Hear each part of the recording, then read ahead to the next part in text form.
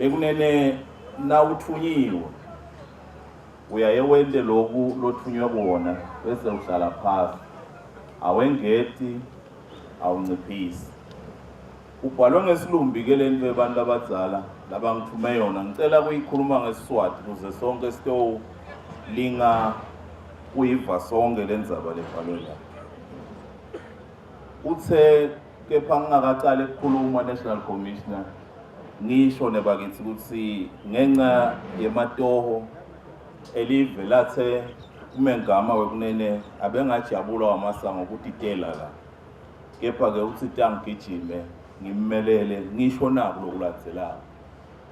Singumbutho wembubo ethine bekunene siniketwe umsebenzi kule gathering yanamuhla lemcokana kangaka kwekuthi sivete ukuthi simo setingoti sime kanjani kuleli vela kangwane kusukela kuqalela umnyaka kuze kube nginyaka. Mhlambe ngingakasho angisho bonke ukuthi lesigaba lesikuso lesibitwa ngokuthi festive season yisikhathi lapho khona abantu labaningi bayavama kuvakashelana, bayavama kusuka lena nalena emisebentini lapho basebenza khona baye emakhaya, labanye bayathandaza basuke baye etinkozweni, labanye bavakashele bangani babo, labanye lithuba lekuthi bathi kuvuselela umtimba emva kokukhandleka kwabo umnyaka wonke basebenza. Kulabo bantu labo ke kunalabanye labahamba sebathetha abamabili noma abamathathu bese bangena emgwaqweni. Ngibo ke lalaba sidalela ikakhulukazi na umkhuhlane lesitawukhuluma ngawo wetingoti emgwaqo. Ndawukhumbula nivumelane nami bonke ukuthi esikhathini lesiningi bantu abathethe linye noma mabili abakavami bona utsinzeka la itingotini. Bavamisa kushayela kabi noma kabudedengu bese bona bayidlula kule ngoti usale kushayisana nine nishayela kahle nithi nibambe umthetho wemgwaqo. Futhi ke ngokuthi kulesikhathi lesitawukhula lo mthamo njengoba ngihlabedile la ngentulo. Kepha ke bonke angivete lo sinangabe kufanele sinciphise tingoti ngalokungenani ehafini elikhulu ngalo 2030. Kumcoka ukuthi sinake indlela lesicabanga ngayo nalesenda ngayo tinto lokuthiwa behavior and attitude. Ngoba bufakazi bokhona bonke ukuthi kude nje imoto lengasukeka naye ikhumbi ishayisa umuntu naye ikhumbi isuke igicike ecadzini kwethu. Kusuka umuntu angene ekhumbini ngendlela laqabanga ngayo nangalendlela labuka ngayo tinto ayende lo mgiba latayenda wona idale ingoti. Ngithi ke bonke sasekuvete lokho kungabi nje ukuthi sihlabela iBhayibheli.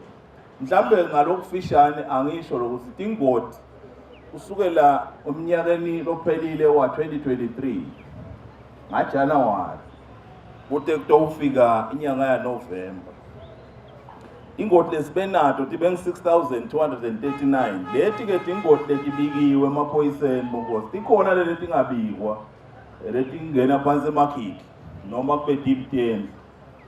Lo 6,239 tingoti letibikiwe emaphoyiseni kutelwe tingoti leti 166 kube nebantu labasilimalelako kule ngoti leti. Bese kuthi 427 wato tibe ngiletimbi lakhona ku-admitwe abantu abanye bathi ngikubela kuze ngikhuluma nami. Kanzi lo nyaka kulo 2024 kusuka kulesikhathi lengisibekile lapha ngempilo January to November sibe na 5,940 wetingoti letibikiwe emaphoyiseni. Kwase kuba na 131 la khona silinyalelwe bantu bashiye emhlabeni. Kwaba na 413 labalimala babetinkubela kuze kube nginamuhla. Mhlambe ngalokufishane nje kungaba kuveta sithombe ukuthi ukhombisa ukuthi tehla ehlile. Kodwa kulokwehla kwakho kuncane kulingana nje 21%. Noma lokungemashumi lamabili nakunye ekhulwini. Angivete bonke lokho ukuthi nginganifihleli. Kuleti ngoti leti bantu labangibona basilimalela kakhulu akusibo bashayeli. Akusibo nabo malume. Akusakavami naloko babanika baleti moto. Uvamisa kuba ngilala abagibelela emotini nalala abahamba ngetinyawo. Sibabita ngokuthi ma-passengers nema-pedestrians. Umuntu-ke uyatibuta ukuthi kubangwa yini, sidakukhuluma ngalenye ilanga. Kepha nje uphenyo lethu lusivetela kokuthi leti ngoti leti tendeka ikakhulukazi ngelanga langalebo lesihlanu evikini nangemigqibelo emavikini kuwo onke lamaviki. Leli langa langalesihlanu wathi nje singathi yakho bayikhanuka emgwaqweni nangemigqibelo bayikhanuka lala bashayela imodelo ngaba ngilethwana sive ngaba ngilethamba idebandla. Leti khathi-ke la kuvamisa kwenteka leti ngoti khona lolu phenyo lethu lusivetela kokuthi tendeka esikhatsini la khona kungisemini yenzambama ngabo-2 kusuka nga-2 kwenyuke liyoshona lilanga kuze kushaye 8 ebusuku. Hawu baphela eMaswati. Sesize silika ukuthi nathi singumbutho wembube siphoyise kakhulu ngala sikhathi sanzambama siniyekelela ekuseni ngoba kubonakalisa ukuthi awu nitiphatha kahle naniye emsebentini kuba ngilana seniphuma la bese konakala khona.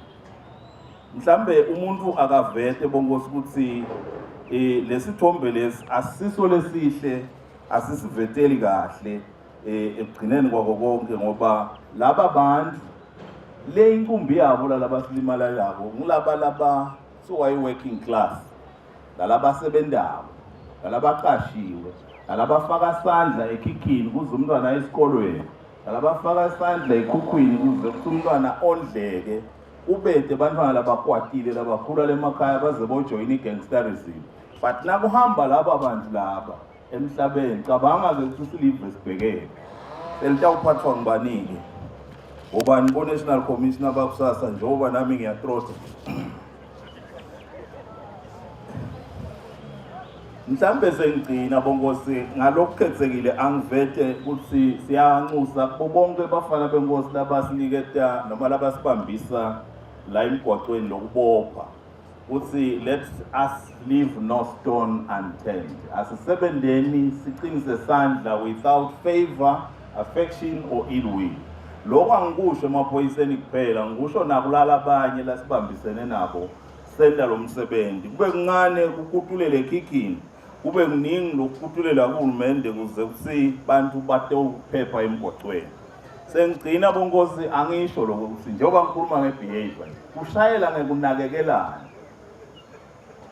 kungiyona indlela lengiyo leyenda ukuthi sibonelelane sikhone ukunciphisa kwenteka kwetingoti emgwaqweni. Bathi labafundzile courtesy cost nothing. Ngigcina-ke ukuthi-ke tonke tingoti bonkosi tingavikeleka.